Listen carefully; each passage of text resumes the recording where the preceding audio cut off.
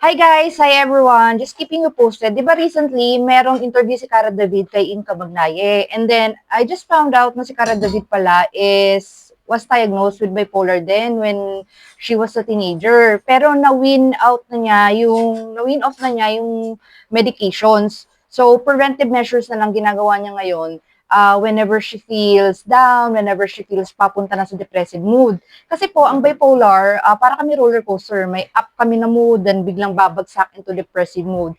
So, may nakuha ko sa sinabi ni Cara David. Yan. Na she's doing something to prevent herself. Pag may mga symptoms na siya, napapunta na siya sa depressive episode, may ginagawa siya or kinakain siya para hindi na siya mapunta sa super low pa or sa depressive episode. So, prevent niya na yung ganun. Ako guys, may mga self-therapist kasi ako like pumupunta ako sa mga mapunong lugar. However, since day shift na yung trabaho ko, hindi na ako pwedeng magpunta sa mga ganyan lugar ngayon. Kasi night na lang ang available time ko. Alam na pumunta ako ng gabi sa mga puno yan, baka hulihin pa ako ng barangay, di ba? So, I made a list here. This is serotonin food, exercise, bright light, meditation, and social interaction. So, kailangan kong gawin tong mga to and naka-sticky note siya sa akin. Yan, nakadikit siya sa workstation ko to remind me na pag nakaramdam ako ng symptoms na papunta na ako sa depressive episode, I need to do all those.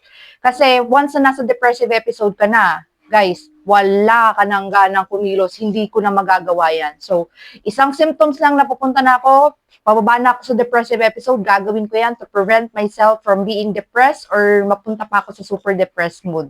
So, I will try this kind of whatever it is. Gagawin ko to. Yun.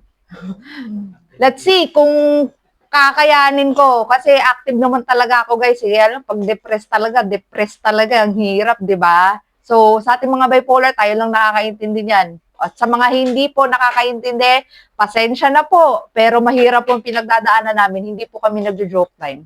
Salamat, guys, for watching.